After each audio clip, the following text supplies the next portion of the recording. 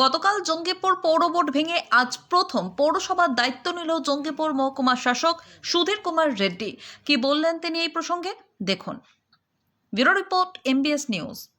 Municipality Act has dissolved the board, municipality board जो আছে ওটা dissolve করা আছে। From now SDM will take over the municipality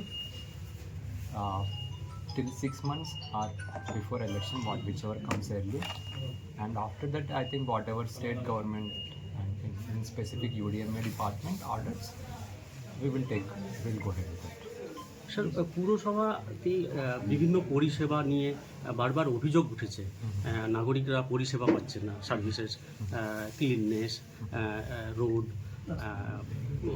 ইত্যাদি বিষয়ে জল নিয়ে অভিযোগ রয়েছে।